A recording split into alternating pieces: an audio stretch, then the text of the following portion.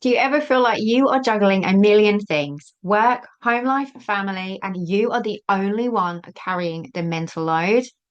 You're not alone, and today we are diving into why it's not just okay, but essential to ask for help and how shedding the weight of the mental load can transform your life and your business. Join me as I chat with business and lifestyle PA, a mental health advocate, and one of my favorite in real life biz buddies, Anna Salisbury, all about why asking for help isn't a sign of weakness, how to have those tough conversations at home and redistribute the load so that you're not carrying the whole weight yourself, the power of building a supportive community and surrounding yourself with a group of women who get it, how to create a tribe that lifts you up and supports your journey, and why blocking out time for self care is non negotiable, and how it ultimately helps you show up as your best self. Anna's background as a frontline social worker taught her how to bring calm to chaotic environments, but it was when she became a mother that she recognized the need for support just beyond business. After realizing how close she came to burnout, she pivoted her career to focus on helping women who are juggling businesses and families. Through her personalized approach to both business and lifestyle support, she empowers women to reclaim their time, reduce stress, and create a more organized and peaceful life. If you have ever felt like you are doing it all alone, that you're stretched thin and struggling to ask for help, this episode is for you. Pop those earbuds in and discover how to lighten the load, reclaim your time, and start creating the life and balance you deserve without sacrificing your well being. Let's dive in. Welcome to the Unapologetic Mompreneur, the podcast for mums with an online business who are ready to take back their time, home, business, and self so they can restore the balance and thrive, both at home and at work, without feeling like they have to choose between the two. I'm your host, Sarah Dew, life and biz coach for mompreneurs. I'm also a mum, stepmom, wife, introvert, breast cancer survivor, and your mentor for making a change for the better.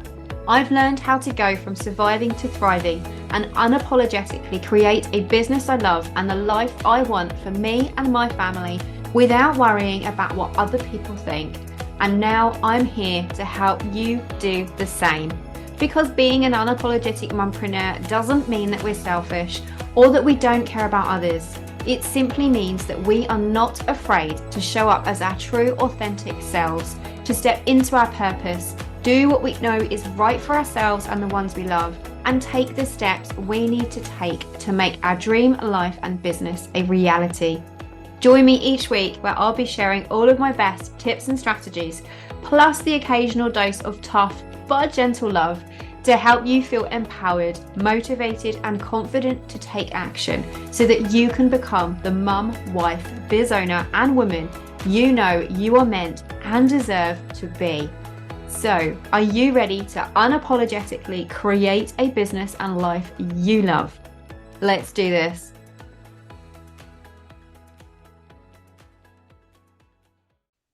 Okay, hi Anna, and welcome to the Unapologetic Mompreneur podcast. Thanks for having me.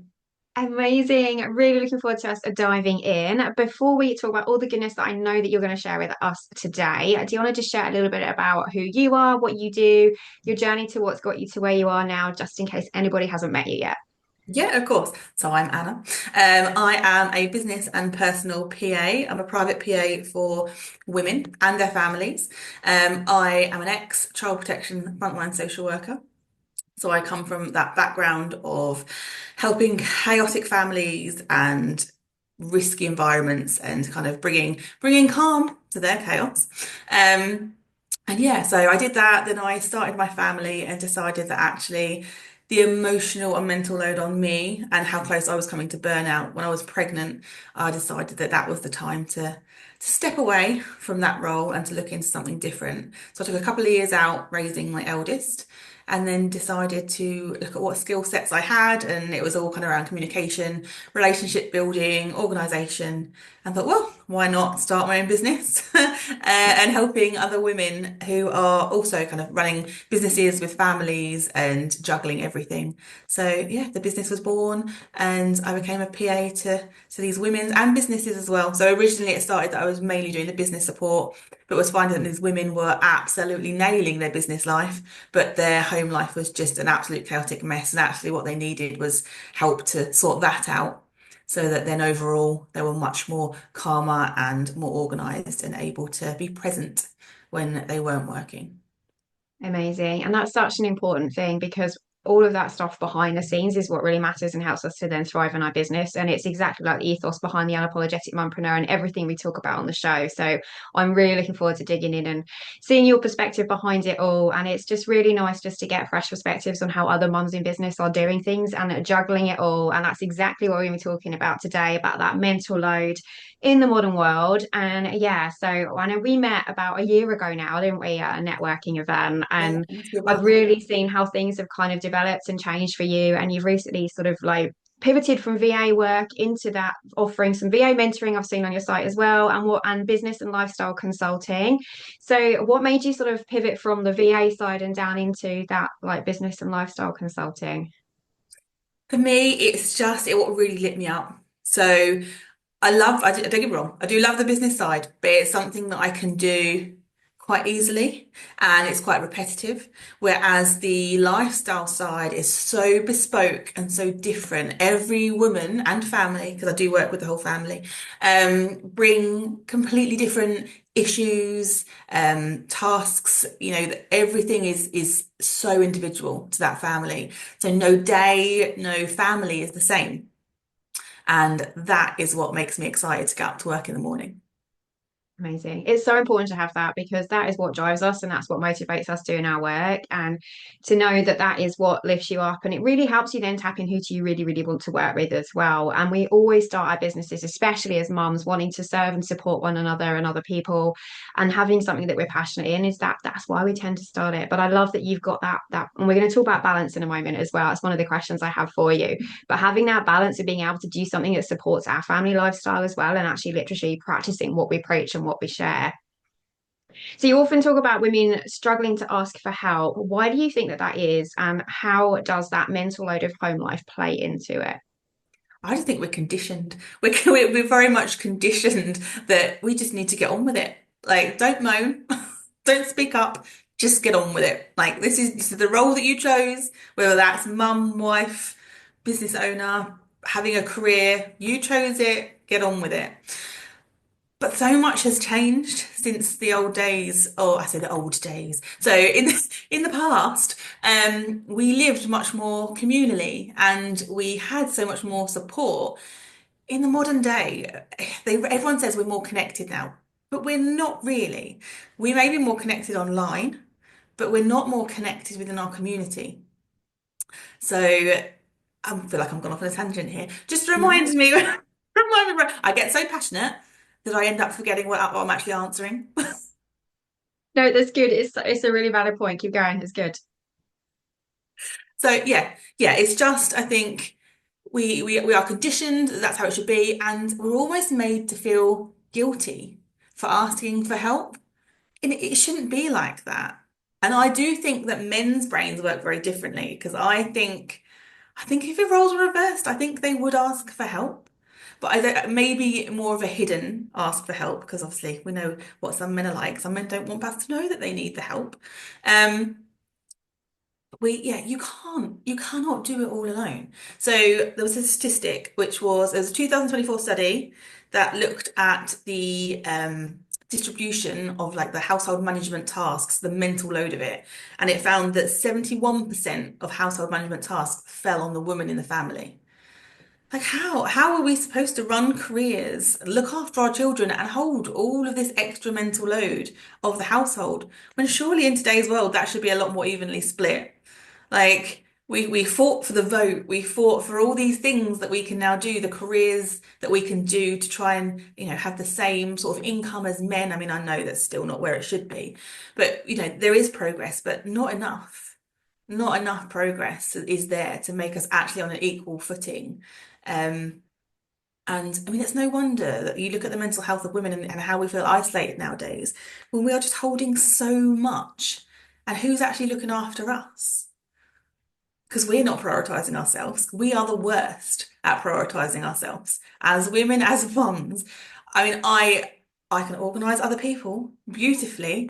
I am the worst one for it. When it comes to my own stuff, it goes to the bottom of the pile because I've got all these amazing women that I'm supporting and I'm trying to make sure that they don't burn out. And sometimes I have to have a chat with myself and be like, how am I going to support these women and my family and run my business if I'm not looking after myself? Which is why anyone that follows me on Instagram will get my lovely morning dog walks. So I've made sure that I go on my morning dog walk and I have a chat to people on my stories on Instagram because it makes me get out the door. And that's my kind of half hour to an hour where I get to put myself right. And I think we all need that. And we all need to remember that we need to make the space, make the time to actually look after ourselves. Because when we burn out, everything falls apart. Absolutely. I could not agree more. And that's why I have one of my 4 pillars that, I have a family, home, business, and self. And if everything starts and ends with us, and we have to take care of ourselves, if we can't do that, then we're not able to take care of anybody else that, all the ones that we love, including our businesses. Yeah. And that study is such an interesting point. And you think that like today's age and everything, it would have changed and shifted slightly. And do you think that it hasn't because it's something that we have always done, that we just keep doing it? Or how do you see that come out with your clients, and how, what sort of things do you think we can do to actually start making a difference and actually flipping that script? Think it's just not being ashamed to ask for help. Like the amount of women I speak to who find out what I do and like, oh my God, I never knew that was a thing. Like I never knew I could get help for like organizing the family and helping me with, I don't know, organizing the kids' clubs or just being at the end of the phone when I'm in a crisis point in my day and I need someone to help me with sorting this out and untangling it in my brain. Um, I think change will happen, but I think until we own the fact that it's okay to ask for help. I think too many of us still feel guilty and still feel that we should be able to manage it all because our, mums, nans, they've all done it. But it was very different when you were living communally because you had so much more support. And I mean, I've spoken to some people who have said that actually since COVID, they've found it's been better because during COVID, they were kind of forced to get to know the people around them Yeah. in their immediate vicinity, like in their street, for example. They were doing all the street parties, if you remember. I remember getting to know some of my neighbours because we were out doing was the Jubilee? Oh, Yes, that's right. yeah, we were like on our own sides of the road and we were having our little barbecue and our little party and chatting across the road. And we had that back temporarily. I do think now we've gone back to the old ways. Like I don't feel like we necessarily communicate with our neighbours as much now. So when you think back to how that used to be, you could just walk out in the street and you'd know everyone and you'd all kind of work at a local place because people weren't travelling around for work so much then. Now we're traveling. I think back to when I was a social worker and I covered a massive area. I covered pretty much the whole of East Anglia. So, I was meeting people when I was out, but that wasn't people that I was going to connect with because when am I going to see them again if I live an hour away from them? So yeah, I feel like there is scope for it to change. I don't think we're there yet. I mean, studies like this are showing, I mean, that's still a huge percentage. 71% is massive. Mm. So yeah, but I think it's down to us. I think it's down to us to make that change. We need to stand up and say, this isn't okay.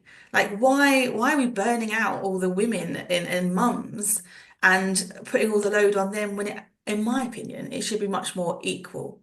You think back to when you have a baby. I had this conversation the other day with a woman. We have the baby. We like the dad sometimes stays off what 2 weeks. They normally get us what I got. So hubby was home for 2 weeks. Yeah. And they just go back to normal life. And it's like nothing's changed for them. Like they come home and they're helping in the evening. And I know there's amazing dads. This is not a bashing men thing. This is just the way it is. Like they go back to work because their life doesn't really change. Suddenly at home 24/7 with this new baby that we've suddenly got to learn how to look after. And it gets to the end of that and it's like you have to switch like all these times. And yeah, I think change will have to come because I also look at in within my friendship circles, and like there's a lot more women who are choosing children because actually the pressure and the extra load that puts on you, people don't want to do it. And I Mhm. find that really sad because I wonder if we did live more communally still, would that be different? Because you would know that you have this village, this tribe of women that have your back when you're trying to bring up your child and look after the house and have a career. Yeah, it's a hard one, isn't it? It's a hard one. It's like I don't quite know how it will happen. I think it'll have to happen because I think otherwise I don't see how we can stay as we are without, women are coming into much more high-powered positions and roles now. Like something's got to give at some point. And is that the women's mental health? Is that we get to a point where we realize that actually we're just going to have to ask for help? And it's Mhm. an education piece as well. It's about actually telling these women that there is people out here. It's not just a business support thing. It is a personal and lifestyle. There is someone that can just unpick what's going on in your head. I use brain dumping a lot with my clients. So like just brain dump it down. It might not make sense when you're writing it down, but just, don't filter it. Just get everything out and then work through just clear a little bit of the mental load just to make it a little bit easier. Mhm. Um, but yeah, it's a difficult one, but I think it will have to change, hopefully. I worry what will happen if it doesn't. Mm. Yeah, no, it is. I think you're right. It is definitely a difficult one. And I think it's a lot of it is like because we've always done it. And the prime example of that is because, like you said, we had that community aspect during COVID that stopped. What happened? We all retreated back to what we know. But I do think that definitely that this change has to start with us. And like you said about not, making ourselves a priority, we have to do that. But I think and I really do think it's amazing to have the tribe of women around you and have that support from outside. But a lot of the conversations I think actually have to start at home with your partner, with your other half. If you are in that situation where you have a partner, the load should be shared, especially if you've both got jobs and businesses, and especially if we're working from home and we're running businesses, we can become even more isolated and feel even more at home, we're on our own. And I And have that, that's, working a yeah. day in at home and not leaving the screen. And now my boy's old enough to be at school where I don't do the school run anymore. I don't even have that playground communication with people anymore. And it's so important. But we have to have those conversations at home with our other halves first as well. And I think you touched on a good point there as well. It's the working at home thing. So my husband, bless him, he is so good. But sometimes I think he assumes that because I work from home, like I can do all the housework at the same time.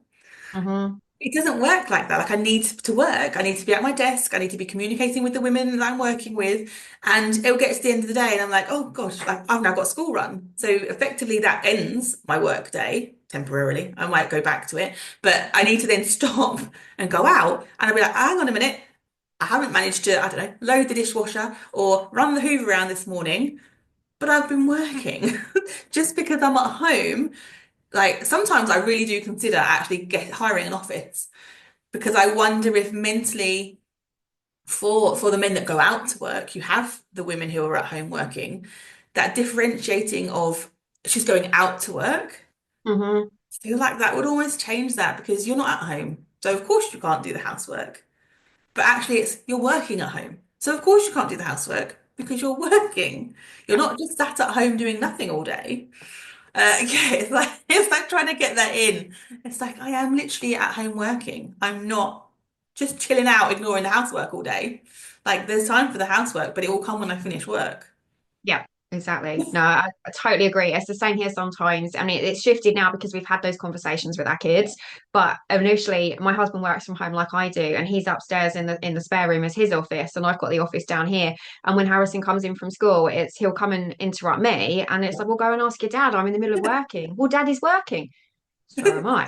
But Yeah, yeah, so it is, and it's so important to have those conversations and spreading that load. And I'm thankful to say that I'm good. I've got a good balance here with yeah, my family. That the boys do a lot of the chores and chipping in, and they're older now. But I still got them to do that when they were younger. I instilled it into them when they were younger that it's family service. We're working together. We're supporting and lightening the load. And my husband does the same as well. And everything is very much split, and it works really well. Um, which brings me on to the question I wanted to ask you about balance. We've mentioned balance a couple of times, changing the yeah. narrative, getting people to understand and everything, and lightening that mental load. So, we hear so much about balance, and I know it's something that you talk about a lot on your Instagram stories in the mornings because I've seen those, and it's something that the Unapologetic Mompreneur really stands for. It's one of my core values because balance for me as a Libran, it is just something that I always talk about, and it's something that I always take about through with my clients of getting them to understand and define what balance looks like for them. But what does it actually look like for women carrying the bulk of the home and the family responsibilities, especially when we throw running a business into the mix? What does that look like when you talk about balance and you're looking and you mention that on your Instagram stories and things and you're talking that with your clients? What does that actually look like for you, and how does that show up on what you see with the bulk of the family and home responsibilities? So kind of like we were just saying, I think it's about the open communication at home. So a lot of the stuff that I will work on is I work with them as a family. So although quite often it's the female or the woman of the family that will find me, I very quickly become very ingrained with the whole family. So it's about me having that open communication with both the wife and the husband, and we sit down and we look at actually, what is everyone doing, and what does your day-to-day life look like? And then if it turns out that obviously, like we've said, that it tends to happen because we're kind of conditioned to do it. If we look at it and actually, the woman is doing a massive amount more, we have a discussion about that. And it's like, well, let's talk about this. Like, to the woman, how is this affecting you? Let's be honest about this, because I also think quite often the men just don't see it. They don't really think about it until someone actually says to them, are you aware that, she's doing all this, and, she's feeling burnt out, and she's feeling, you know, sometimes like unappreciated because she's putting all this effort into the family, and it doesn't feel like it's an equal balance. So it's balance in two ways. So it's balance within the family. And it's like you say, so with the children, so I'm at that point as well now. So my oldest one especially is an age where she can kind of help do chores. She's like, she puts her own washing away, stuff like that. So we've started doing stuff like that. I mean, it quite often gets hung up inside out, but it's hung up. It's about getting the whole family involved in creating that balance and improving. And it does improve the relationship of the family Mm. because mum, child, dad all feel a lot more appreciated, and in turn makes them all feel a lot more loved and calm and more present in the day to day. So yeah, there's the balance as a family. So about sharing those tasks, but there's also the balance for yourself, like personal balance. So I talk a lot about balance in relation to self-care. So taking that time, whether that be a dog walk, getting out in the fresh air and trying to still your mind, not scrolling on your phone. That's one thing that I am really guilty of. If my mind is going at 100 miles an hour on my walk, I'll end up scrolling my phone. It's like, no, put it away, be present in the moment, listen to the birds, look at what's around you, what can you smell, what can you hear to kind of ground yourself, and just take that time to be calm, and to calm the brain down slightly, because we need that, especially when we are running businesses and doing everything. And this is also where brain dumping comes in very handy. I say don't scroll your phone, but if something comes into your head that you need to do, stick it in your notes in your phone. Yeah. Put the phone away and forget about it because you've written it down. You don't need to spend that whole walk repeating it over and over and over and over in your head, which is what we quite often do, to try and remember it for when you get back. Because ultimately you'll probably still forget it if you haven't written it down. And then you'll stress out because you're trying to remember and you can't.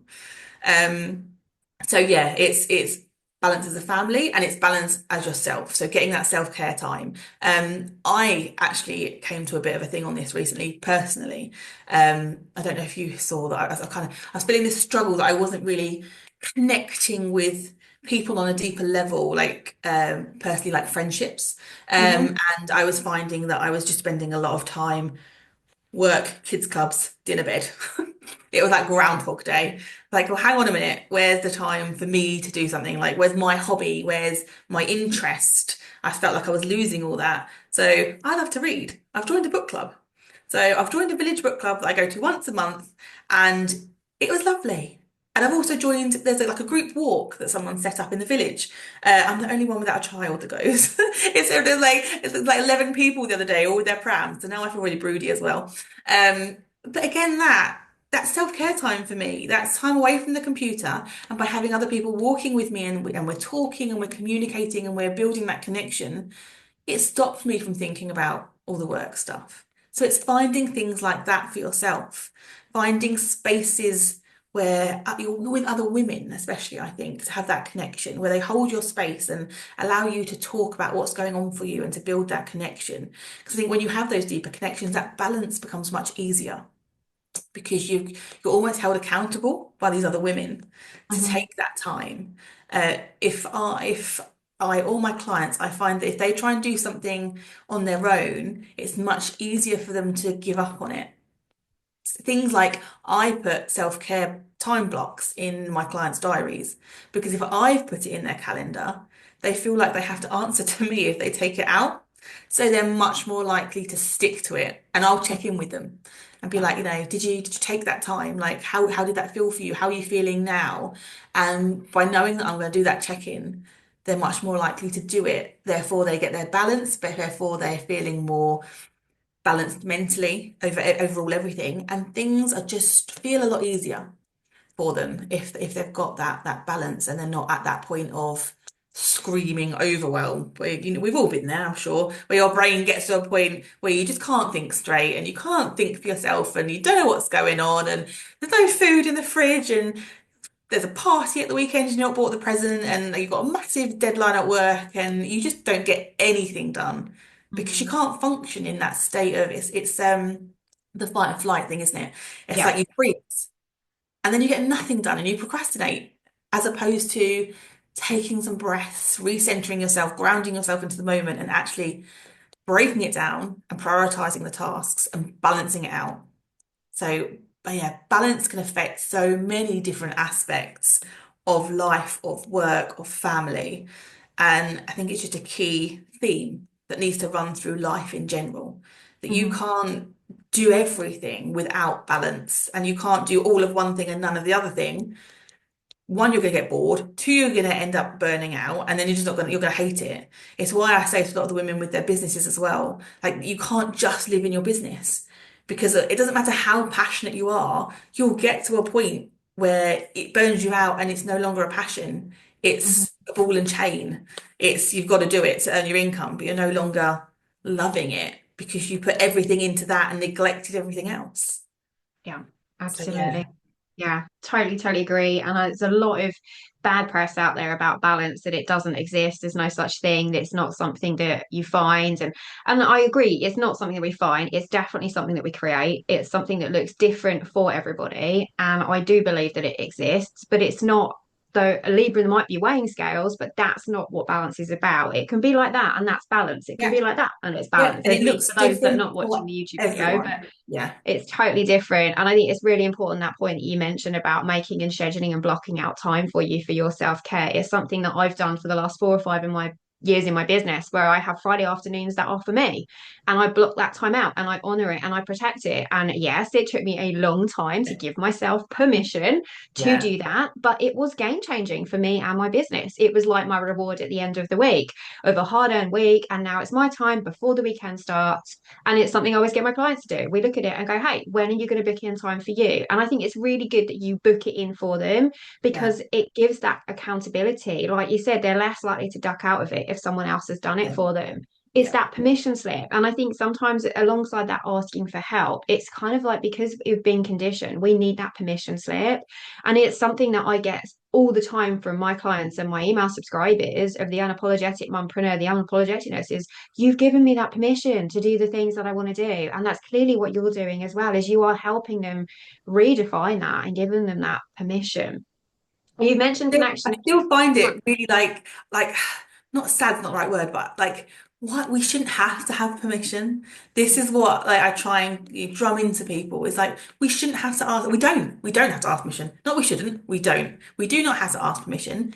We have a right to Yeah. self-care, to time for ourselves. It's just because you're a mum or you run a business or you're a wife, that doesn't automatically take away your right to time to look after yourself. Because if we're not looking after ourselves, no one else is going to. So Yeah. yeah, we've got to get rid of that. Just chuck away permission. Get rid of that. Like we don't need to ask permission, and we need to. That's where we need to change. We need to realize that it's our right as a person, as an individual, that and we do it for our children. Like, our children and our partners, we do it for them. Why not do it for us? Yeah, absolutely, definitely. We need to, and all of those other ones like running a business, being a mom, being a wife, being a sister, being a friend, they're all just roles that we play within our lives, but we are still our own individual person and we are entitled and we deserve to have that time and time for us and to take time for us to refill our cups, to do the things that lift us up, like you mentioned about going and doing the book club and all of those things. We need to have that in ourselves. And I've always had this like back thing of like you can run as fast as you like. It doesn't matter where you hide. You are always stuck with you. And you've Yeah, got to be able to do that. You've got to be able, and you deserve to love yourself, to take yourself on dates and do things that are for you. I 100%. love Yeah. that. Love that. And I know you talk a lot, and we're going to get on before we wrap up. You've got a blog series that's just come out, which is amazing that I know we're going to talk about and share. And a lot of that is around that connection. And we've talked a lot already about connection being a huge part of feeling supported. So, how do you think having the right kind of community changes the game for women in business?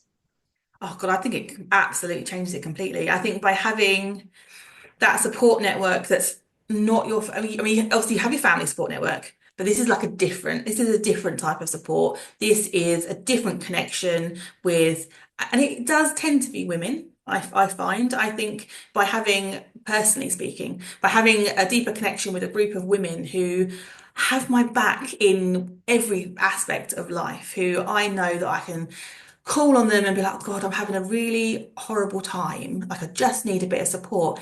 It can change your mental state and make it completely just by having that connection and having that time. I've got a real interest in women's circles and spirituality, and I'm kind of that's where I'm looking at the moment because I've been speaking to people who are in these spaces where it's a totally non-judgmental space. It's a community of women who are lifting each other up, who are holding that space for self-care. And you've got that accountability there as well because you're in a group. And I do think the spiritual side, I mean, don't get me wrong, I know there's lots and lots of people these days who still have that spiritual side. But I think if we look back to the past, even if we go back way past, times of like witches and, where people were getting accused of witchcraft, and actually you look at what that was just women supporting women and healing each other and you kind of look in today's world and there is aspects of it, but it's very much diluted, I think, in the mainstream. I think unless you go looking for it, you don't necessarily know it's there. So I think by having that community, one, it makes you stronger mentally. Two, you've always got someone you can speak to because I think that's another thing that's isolating.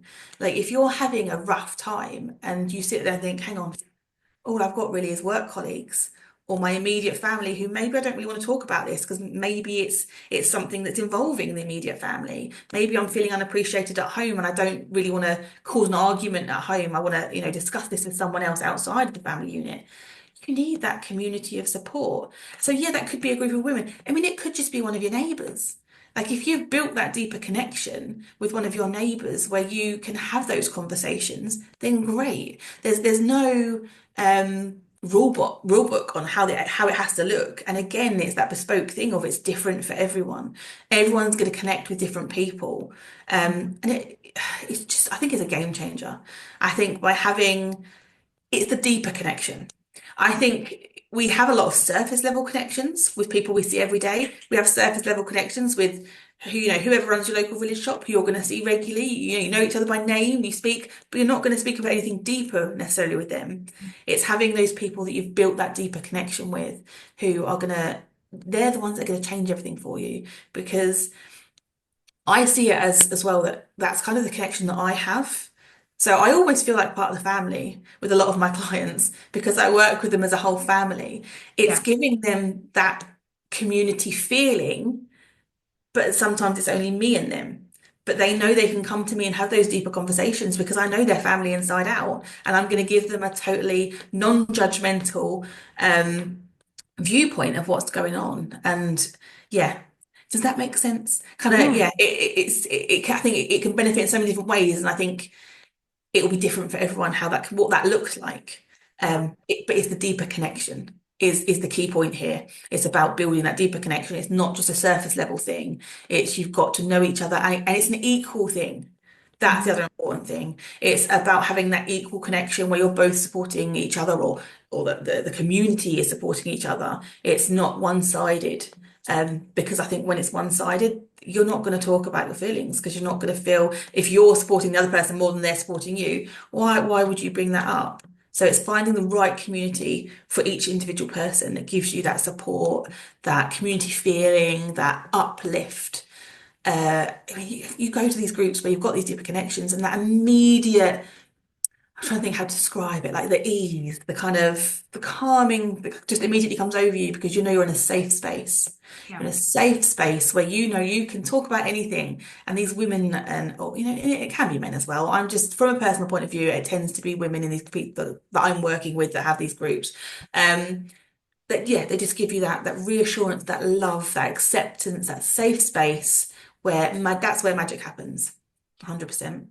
Absolutely. And it's just knowing that you're not on your own and that because it's easy to think when you're at home and it starts spilling and you hit to the overwhelm, the burnout, that it's all in your head, that it's just you, that nobody else is going through it. But actually, when you're surrounded by a group who get you, that you are safe, like you say, to share and that people understand, it does make it feel that ease go and that load becomes lighter. You're not going through it all by yourself. You can share, someone's going to not judge you and everything else. This is just brilliant. And it brings us nicely onto your blog series that you've just started. And I know from just what you've shared that it's something that you're obviously incredibly passionate about. And it's a new series about mental load in the modern world. So do you want to share all about what it is? And I know you have an email list, which will make sure the link for that is in the show notes for people to sign up. But did you want to share about the series and how people can go about getting themselves in and receiving it?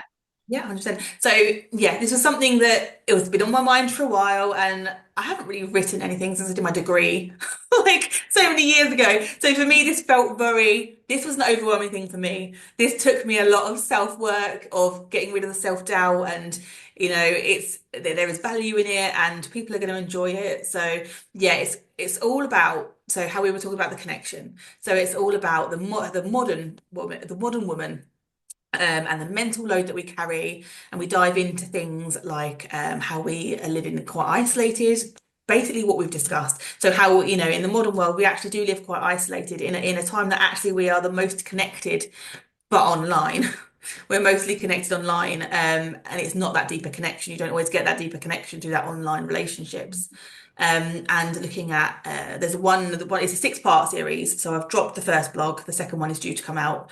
Although by the time this goes live, there'll probably be more out. So we'll see where we're at that point. But yeah, six blogs. We look at things like the double shift. So how women have a double shift where we do our career and then we come home and do the second shift at home, which is kind of the childcare, the household tasks, and just digging into actually what life looks like for the modern woman with the lack of connection. And we look at spirituality and we look at the whole thing of sisterhood, of having these other women around you.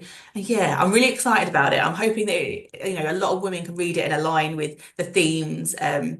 I shared the first one with a few people who literally kind of the feedback was it literally feels like it's talking to me. So I'm like, that is where I want it to be. I want it to speak to each individual woman and show that you're not alone. You're not the only one that's feeling like this.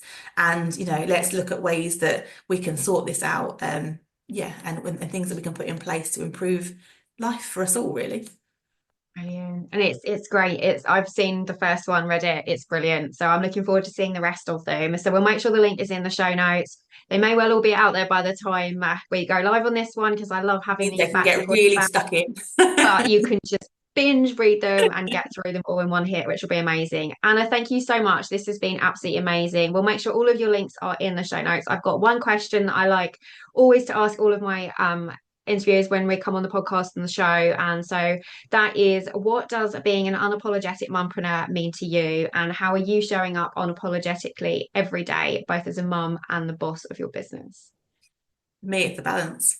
For me, it is giving myself the permission that I shouldn't have to give myself to take the time. So I take Wednesdays normally as a self-care day. My clients are aware of it. I am quite strict. That's my day where I'm child free as well. So it's all good and well taking self-care at the weekend, but ultimately we still are looking after the children. So it's my day where I have no other responsibilities apart from to myself. And I take that day to do something that's completely for me. And I'm completely unapologetic about it because that is how I stay sane. Love it. Absolutely. Couldn't have ended it better. That's fantastic. Do you want to just quickly share where everybody can find you if they want to come and say hi and check you out?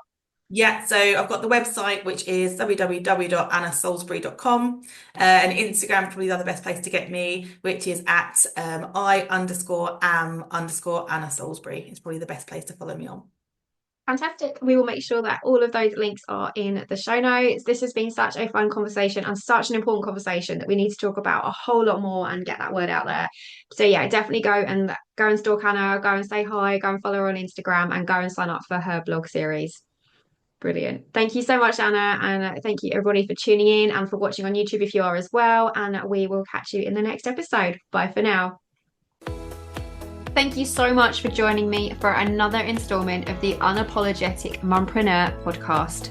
If you like what you heard, be sure to hit that subscribe button so that you never miss an episode. And if you have a moment, I would love for you to leave me a rating and a review so that other mompreneurs can find this podcast too. Here's to unapologetically becoming the mum, wife, biz owner, and woman you know you are meant and deserve to be. I can't wait to chat with you in the next episode. Bye for now.